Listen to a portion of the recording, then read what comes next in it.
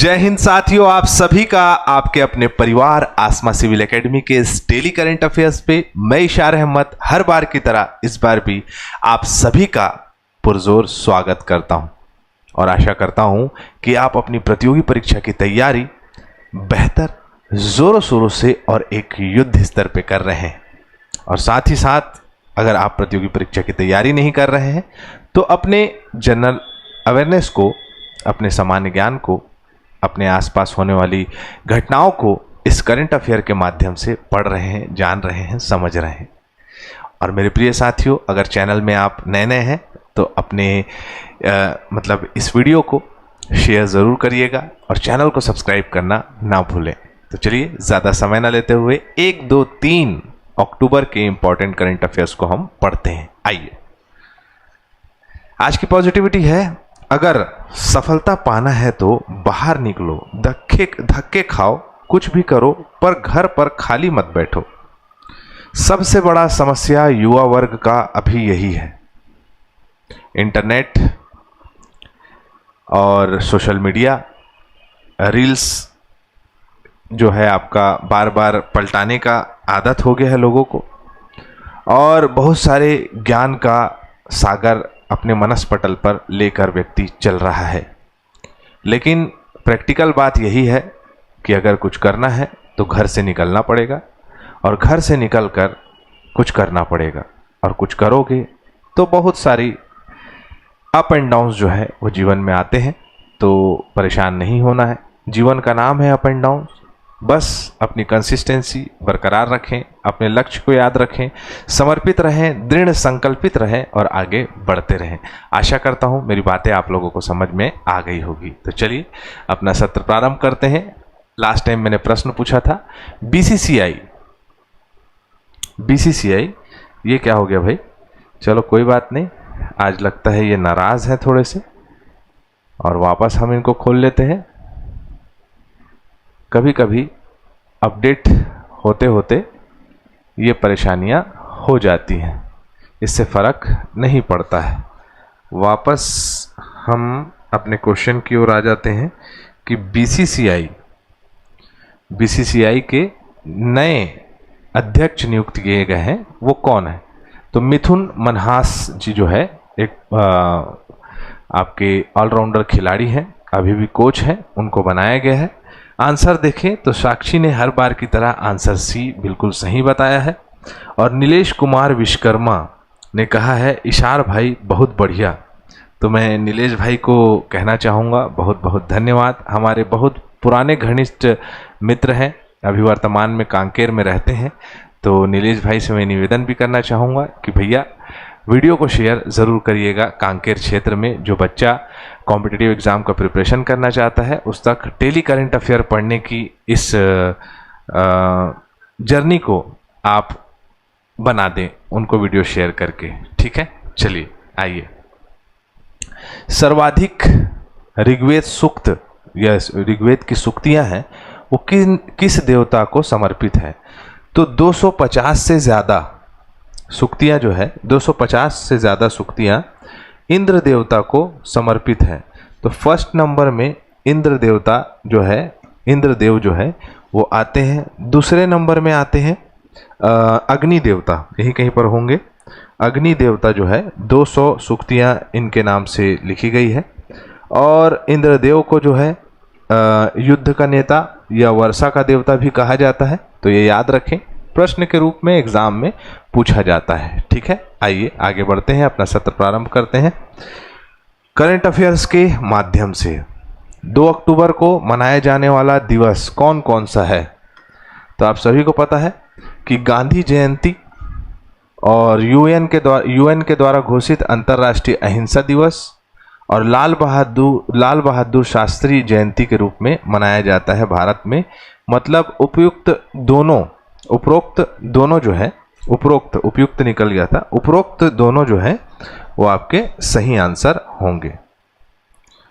अगर हम बात करें तो महात्मा गांधी जी के जन्म के अवसर पर गांधी जयंती मनाया जाता है, और पूरे दुनिया भर में अंतर्राष्ट्रीय अहिंसा दिवस मनाया जाता है। क्यों मनाया जाता है? क्योंकि गांधी जी की सत्य, अहिंसा और सामाजिक न्याय की जो नीति रही है उसको बढ़ावा देने के लिए, और सत्य और अहिंसा के मार्ग में चल के ही हम कुछ प्राप्त कर सकते हैं। कितना भी लोग कह लें या कितना भी लोग कटु शब्द से या कटु वर्ड से या कटु कृत्य से अहिंसा का सपोर्ट करने वाले सामने आ जाए, लेकिन आप अंत में देखेंगे कि सत्य और अहिंसा ही जीतता है।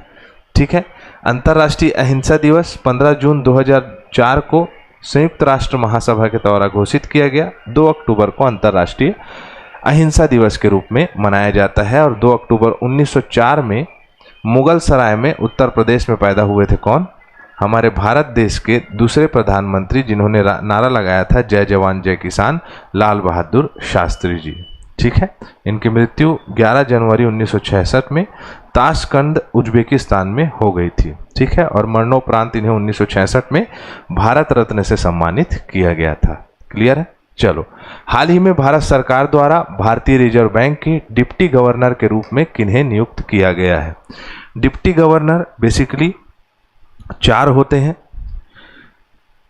भारतीय रिजर्व बैंक के अलग अलग कार्य क्षेत्र में ये कार्य करते हैं गवर्नर के नीचे। और वर्तमान में शिरीष चंद्र मुर्मू जी को जो है वो बनाया गया है भारतीय रिजर्व बैंक का डिप्टी गवर्नर। ठीक है। क्लियर? याद रहेगा, देख सकते हैं आप, शिरीष चंद्र मुर्मू काफ़ी एक्सपीरियंस्ड व्यक्ति हैं। ठीक है। और इनका जो कार्यकाल रहेगा वो 3 साल का होगा, जिनकी और राजेश्वर राव की जगह आए हैं। 8 अक्टूबर को उनका जो है काम कंप्लीट हो जाएगा, राजेश्वर राव जी का। शिरीष चंद्र मुर्मू फिलहाल आरबीआई में कार्यकारी निदेशक हैं। बैंकिंग निरीक्षण, नियम नीति और वित्तीय प्रबंधन के मामले में इनका काफ़ी लंबा अनुभव है। आरबीआई उप गवर्नर की जिम्मेदारियां बात करें तो आरबीआई के कुल 4 उप गवर्नर होते हैं। मौद्रिक नीति तय करने वाला, वित्तीय बाजारों की निगरानी करने वाला, बैंकिंग निरीक्षण करने वाला और भुगतान प्रणाली, जोखिम प्रबंधन, इन नीतियों को बनाने वाला। तो बेसिकली 4 लोग जो है इस पद को संभालते हैं। और ये 4 लोग कौन हैं? तो एम राजेश्वर राव वर्तमान में, ठीक है, और स्वामीनाथन जानकी रमन, टी रवि शंकर और पूनम गुप्ता जी, जो कि क्या है, एक अर्थशास्त्री है। क्या है? अर्थशास्त्री है। क्लियर? भारतीय रिजर्व बैंक की स्थापना 1 अप्रैल 1935 में हुई। मुंबई महाराष्ट्र में मुख्यालय है। इसका राष्ट्रीयकरण 1 जनवरी 1949 को हुआ। वर्तमान में जो गवर्नर है वो संजय मल्होत्रा जी हैं। क्लियर? चलो, अगला प्रश्न है, निम्नलिखित में से किस वरिष्ठ अधिवक्ता को 1 अक्टूबर 2025 से प्रभावी 2 वर्ष का अतिरिक्त कार्यकाल के रूप में भारत का महान्यायवादी, संविधान के आर्टिकल 76 में इस महान्यायवादी का जिक्र है, पुनः नियुक्ति किया गया है? के वेणुगोपाल जो है 15वें नंबर के महान्यायवादी रहे हैं। 16वें नंबर के महान्यायवादी हैं हमारे आदरणीय सम्माननीय R.K. वेंकट रमणी। ठीक है। तो इन्हें सर्विस इंक्रीमेंट के रूप में जो है ये समय मिला है। 30 सितंबर 2027 तक इनको और काम करने का मौका मिला है। भारत सरकार का मुख्य कानूनी सलाहकार होता है भारत का अटॉर्नी जनरल। सर्वोच्च न्यायालय, उच्च न्यायालय में सरकार का प्रतिनिधित्व करता है। आर्टिकल 76 में इनकी चर्चा है। राष्ट्रपति द्वारा केंद्रीय मंत्रिमंडल की सिफारिश से इसकी नियुक्ति की जाती है। मुख्य जिम्मेदारियां सरकार की कानूनी मामलों में सलाह देना, सरकार को कानूनी मामले में सलाह देना, अदालतों में राज्य की ओर से पेश होना, संसद में कानूनी बहस में हिस्सा लेना मतदान के बिना, है ना। R. वेंकट रमणी जी जो है 1950 में जन्मे पुडुचेरी में। जुलाई 77 में जो है बार काउंसिल पंजीकरण हुआ इनका। सुप्रीम कोर्ट में स्थानांतरण 1979 में। और 1997 में वरिष्ठ अधिवक्ता के रूप में ये आए हैं। ये है अटॉर्नी जनरल ऑफ इंडिया अभी तक के। वेणुगोपाल जी जो है 15वें नंबर के अटॉर्नी जनरल रहे। इसके बाद वेंकट रमणी जी है। ये सीरियल जो है आपको याद होना चाहिए। हमारा पीडीएफ हमारे टेलीग्राम चैनल में आपको मिल जाएगा, जिसमें आप सारी चीज़ें पढ़ सकते हैं। ठीक है, चलिए, वीडियो के डिस्क्रिप्शन में आपको टेलीग्राम का लिंक मिल जाएगा। ठीक है, चलिए, स्वदेशी रणनीति प्रौद्योगिकियों में योगदान के लिए business line change maker award में किस संगठन को change maker of the year award से सम्मानित किया गया है? तो डीआरडीओ को दिया गया है, रक्षा अनुसंधान एवं विकास संगठन, या जिसे हम defence research and development organisation के नाम से जानते हैं। 1958 में जिसकी स्थापना हुई थी, दिख रहा है आपको, तो इसे दिया गया है change maker of the year award. क्यों दिया गया है? तो रक्षा प्रणाली में इनोवेशन करने के लिए, रक्षा तकनीकों में बेहतरी लाने के लिए, रक्षा तकनीकों में बेहतर कार्य प्रणाली विकसित करने के लिए ये दिया गया है। किसके द्वारा दिया गया है? तो अजीम प्रेम जी फाउंडेशन के द्वारा आइकॉनिक चेंज मेकर के रूप में। तो आप इसे याद रखें, मैंने सारी चीज़ें बता दी। रक्षा अनुसंधान विकास संगठन 1958 में इसकी स्थापना हुई है। नई दिल्ली में मुख्यालय है। शक्ति का मूल विज्ञान है, इसका आदर्श वाक्य है, जिसे संस्कृत में बालस्य मूलम विज्ञानम है। समीर वी कामत इसके वर्तमान के अध्यक्ष हैं। ठीक है, चले आगे आ जाओ। हाल ही में अंतर्राष्ट्रीय प्रकृति संरक्षण संघ IUCN, जिसे हम international union for conservation of nature कहते हैं, ने भारत में पहले डुगोंग संरक्षण रिजर्व को मान्यता दी है। ये कहाँ स्थित है? डुगोंग समुद्री गाय कहा जाता है इसे, जो कि तमिलनाडु का पाक की खाड़ी के क्षेत्र में बहुत तायत मात्रा में पाया जाता है। अगर हम पाक की खाड़ी की बात करें तो एक भारत का नक्शा हम बना लेते हैं। ये प्रायद्वीपीय भारत है, ये श्रीलंका है, और ये वाला भाग जो है ये पाक की खाड़ी कहलाती है। और यही पाक की खाड़ी जो है मेरे प्रिय साथियों, श्रीलंका और भारत के बीच में सीमा रेखा का कार्य करती है। तो श्रीलंका भारत से किससे अलग होता है? तो पाक स्ट्रीट से या पाक की खाड़ी से अलग होता है, और वहाँ पाया जाता है ये समुद्री गाय। देख सकते हो आप स्क्रीन में, ये सिर्फ और सिर्फ समुद्री घास खाता है, समुद्री घास का सेवन करता है, शाकाहारी जीव है, जिसे सी काऊ भी कहा जाता है। डुगोंग डोगोन इसका जो है आपका साइंटिफिक नेम है। ठीक है, और तमिलनाडु के क्षेत्र में 448.34 वर्ग किलोमीटर के क्षेत्र में ये पाक स्ट्रीट फैला हुआ है ना। पाक बेबी कहा जाता है इसे। 12,250 हेक्टेयर सीग्रास समुद्री घास जो है यहाँ है, और जहाँ खाना वहाँ व्यक्ति या वहाँ जानवर या वहाँ जीव या वहाँ जंतु या वहाँ पर जैव विविधता पाई जाती है। तो IUCN जो है के द्वारा ये किया गया है, मान्यता दी गई है संरक्षण के लिए, डुगोंग के संरक्षण के लिए। क्लियर? चलो, दक्षिण कोरिया में ग्वांगजू में आयोजित विश्व पैरा तीरंदाजी चैंपियनशिप में 2025 महिला कंपाउंड ओपन वर्ग में किस भारतीय खिलाड़ी ने अपना पहला स्वर्ण पदक जीता है? शीतल देवी जो है एक पैरा एथलीट है, बहुत ही शानदार प्रदर्शन किया और यहाँ भारत का झंडा लहरा दिया। ये दिख रही हैं शीतल देवी जी, और शीतल देवी जो है वो महिला कंपाउंड ओपन में जो है आपका 146-143 स्कोर के साथ स्वर्ण पदक इन्होंने पाया है। ठीक है, बहुत ही अनुभवी खिलाड़ी है। 2024 पेरिस ओलंपिक में कांस्य पदक जीता है। 2023 में अर्जुन पुरस्कार मिल चुका है इन्हें। सबसे कम उम्र की पैरा एथलीट है ये। एशियाई पैरा गेम्स और महाद्वीपीय प्रतियोगिता में कई पदक प्राप्त कर चुकी हैं। क्लियर? चलो आगे बढ़े। 2025 ICC महिला क्रिकेट वर्ल्ड कप के दौरान प्रॉमिस टू चिल्ड्रन डिजिटल अभियान के तहत किसके सहयोग से लॉन्च किया गया है? प्रॉमिस टू चिल्ड्रन किसके सहयोग से चालू किया गया है? तो इंटरनेशनल क्रिकेट काउंसिल और यूनिसेफ के साथ मिलकर ये डिजिटल अभियान चालू किया गया है। बच्चों के जो छोटे छोटे बच्चे हैं उनकी समानता, उनको अच्छा प्लेटफॉर्म देने के लिए, उनके खेल भावना जगाने के लिए, उनमें समानता पैदा करने के लिए ये कार्य किया गया है United nation international children emergency fund के माध्यम से।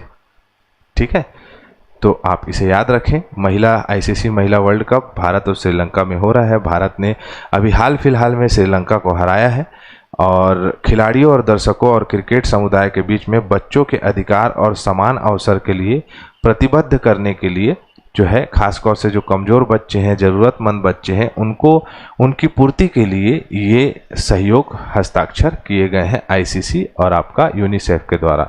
स्टैटिक पोर्शन में देख लें, आईसीसी से हमेशा प्रश्न पूछा जाता है। 1909 में इसकी स्थापना हुई है।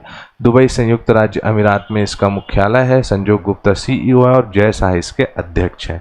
यूनिसेफ 1946 में बना है। न्यूयॉर्क संयुक्त राज्य अमेरिका में इसका मुख्यालय है। कैथरीन रसेल इसकी सीईओ है, चीफ एग्जीक्यूटिव ऑफिसर है। ठीक है, चलिए, भारतीय मुक्केबाज महासंघ द्वारा आयोजित BFI cup boxing federation of India cup 2025 किस राज्य में आयोजित कराया जा रहा है? तो तमिलनाडु में कराया जा रहा है। कहाँ कराया जा रहा है? तमिलनाडु में, है ना, याद रखेंगे। चेन्नई के तमिलनाडु में आयोजित हो रहा है बॉक्सिंग फेडरेशन टूर्नामेंट, जिसके माध्यम से जितने भी भारतीय मुक्केबाज हैं, भारतीय मुक्केबाजों को एक प्लेटफॉर्म मिलेगा और इस प्लेटफॉर्म के माध्यम से वो बेहतर प्रदर्शन करेंगे और अंतर्राष्ट्रीय स्तर पर जो है अपनी प्रतिभा को निखारेंगे। ठीक है, 10 भार वर्ग में ये पुरस्कार होंगे, पुरस्कार बोलता प्रतियोगिता होगी। पुरुष और महिला दोनों वर्ग में ये किया जाएगा। चलो, हाल ही में निम्न में से कौन सा शहर भारत का पहला झुग्गी झोपड़ी मुक्त शहर हो गया है? तो झुग्गी झोपड़ी जो है बिल्कुल समाप्त हो चुकी है चंडीगढ़ में, लेकिन अगर स्थानीय रहने वाले जो हैं वो काफ़ी इससे परेशान हुए। लेकिन भारत को भी झुग्गी मुक्त करना है, तो भारत सरकार की ये पहल है। देश का पहला झुग्गी मुक्त शहर हो गया है चंडीगढ़। 500 झुग्गियाँ हटाई गई लगभग चंडीगढ़ से। चंडीगढ़ गए होंगे तो जानते होंगे कि पूरा सेक्टर वाइज ये बटा हुआ है और प्री प्लांट सिटी है। जैसे सिंधु घाटी सभ्यता में हम प्री प्लांट सिटी धौलावीरा को मानते हैं कि वहाँ हर एक चीज़ सुनियोजित तरीके से बनाया गया है, वैसे ही सॉरी, आप चंडीगढ़ जाएंगे तो वहाँ सेक्टर वाइज चंडीगढ़ बटा हुआ है, काफ़ी व्यवस्थित रूप से बनाया गया है। पंजाब यूनिवर्सिटी के कॉर्नर साइड से आप सिटी जाएंगे तो उधर से भी आप देखेंगे काफ़ी अच्छी रोड सड़कें हैं वहाँ, अगर आप चंडीगढ़ कभी गए तो मौका मिला तो वही बताना चाहूँगा कि लगभग 2000 लोग को प्रभावित हुए हैं इससे। 70 पात्र परिवारों को नए फ्लैट प्रदान किए गए हैं, है ना, लेकिन ये बहुत कम है। 2000 प्रभावित हुए हैं तो 2000 को मिलना चाहिए। 6 एकड़ सरकारी भूमि को मुक्त कराया गया है। ठीक है, चलो, इतना ही सही है, बाकी पढ़ने लायक नहीं है। हाल ही में चाइना ओपन 2025 का खिताब किसने जीता है? तो बहुत ही शानदार खिलाड़ी, अभी अपने प्रदर्शन से विश्व को अपना टेनिस का जौहर दिखाते हुए जेनिक सिनर, जो कि कहाँ के हैं? स्पेन के हैं। कहाँ के हैं? सॉरी, इटली के हैं, क्षमा चाहूँगा। ये जेनिक सिनर ने जो है आपका चाइना ओपन 2025 का खिताब अपने नाम कर लिया है। 25 सितंबर से 1 अक्टूबर तक चला ये चाइना ओपन, जिसमें लर्नर टीएन को इन्होंने 6-2, 6-2 से हराया है और ये खिताब अपने नाम किया है। जेनिक सिनर इसे 2 बार जीत चुके हैं। इससे पहले राफेल नडाल 2 बार जीत चुके थे और नोवाक जोकोविच जो है वो इसे 6 बार जीत चुके हैं। तो ये आप याद रखें, ये बहुत प्रसिद्ध खिलाड़ी है और यहाँ से प्रश्न पूछे जाते हैं। चाइना ओपन 1993 से चालू हुआ है, बीजिंग चीन में होता है। ATP association of tennis professionals के माध्यम से किया जाता है। 500 पुरुष ATP रैंकिंग जिसका 500 होगा उसी के माध्यम से दिया जाता है। यह हार्ड कोर्ट पर खेला जाता है, हार्ड कोर्ट पर खेला जाता है। चलो, 3-4 अक्टूबर 2025 को भूमि प्रशासन एवं आपदा प्रबंधन पर राष्ट्रीय सम्मेलन कहाँ आयोजित हो रहा है? भूमि प्रशासन और आपदा प्रबंधन पर राष्ट्रीय सम्मेलन हो रहा है गांधीनगर में। और गांधीनगर कहाँ है? तो गुजरात में है ना। तो गुजरात में ये आयोजित किया जा रहा है। मुख्य उद्देश्य क्या है इसका? तो देश भर के अधिकारी और विशेषज्ञ एक मंच पर आएंगे, चर्चा होगी भूमि प्रशासन आधुनिक बनाने के लिए और आपदा प्रबंधन को बेहतर करने के लिए इसमें काम होगा। 7 पैनल पे चर्चाएं होंगी, जिसमें राजस्व कानूनों में क्या क्या जो है बेहतरी की जा सकती है, क्या आधुनिकीकरण लाया जा सकता है, भूमि अभिलेख जो है वो पुराने तरीके से चल रहे हैं उसको कैसे अपडेट किया जा सकता है, पंजीकरण प्रणाली में सुधार कैसे किया जा सकता है, शहर भूमि के रिकॉर्ड्स कैसे होने चाहिए, इसका निर्माण कैसे किया जा सकता है, अपडेट राजस्व न्यायालय सुधार कैसे होगा, पुनः सर्वेक्षण कार्य कैसे होगा, आपदा प्रबंधन बेस्ट प्रैक्टिस जो है वो कैसे किया जा सकता है ना, और मानव संसाधन नियोजन, मतलब पूरे प्लानिंग से रिलेटेड ये एक कॉन्फ्रेंस होने वाला है जिस पे चर्चा होगी और काम कराया जाएगा। ठीक है, आयोजक कौन है? तो ग्रामीण विकास मंत्रालय का भूमि संसाधन विभाग, केंद्रीय ग्रामीण विकास मंत्रालय का भूमि संसाधन विभाग इसका आयोजक है। गुजरात सरकार का राजस्व विभाग इसमें सहयोग प्रदान कर रहा है। ठीक है, चलिए, कुलदीप यादव एशिया कप में सबसे ज़्यादा विकेट लेने वाले खिलाड़ी बने हैं और वापस जो अभी वेस्ट इंडीज़ के साथ श्रृंखला चालू हुई है उसमें कुलदीप यादव प्लेइंग 11 में है, तो प्लेइंग में देखने के साथ बहुत अच्छा लग रहा है मुझे। शैलेश चंद्रा टाटा मोटर्स के एमडी और सीईओ बन गए हैं। रविचंद्रन अश्विन ऐसे खिलाड़ी बने हैं जो बिग बैश लीग खेलेंगे, पहले भारतीय खिलाड़ी। अंडमान द्वीप समूह में खोला जा रहा है इंडियन ऑयल लिमिटेड के द्वारा प्राकृतिक गैस का भंडारण प्राप्त होने पर एक पैनल, है ना। हॉकी, मलेशिया में आयोजित होने वाला सुल्तान जोहोर कप जो है वो हॉकी से संबंधित है। शीत मरुस्थल जैवमंडल आरक्षित क्षेत्र को यूनेस्को के विश्व जैवमंडल आरक्षित क्षेत्र नेटवर्क में शामिल कर लिया गया है। 26 सितंबर 2025 को राष्ट्रपति द्रौपदी मुर्मू द्वारा आजीवन उपलब्धि के लिए राष्ट्रीय भूविज्ञान पुरस्कार 2024 एकल पुरस्कार किसे प्रदान किया गया है? ये प्रश्न है आप लोगों के लिए। गायत्री मंत्र के नाम से प्रसिद्ध मंत्र सर्वप्रथम किस ग्रंथ में लिखा गया था? यूपीपीसीएस में पूछा गया और कई बार पूछा गया है। चलो, किस ग्रंथ में है बताओ? एकदम सिंपल सा प्रश्न है। तो हमारा सत्र यहाँ कंप्लीट होता है। मैं इसी के साथ इजाजत चाहूंगा। जय हिंद, जय भारत।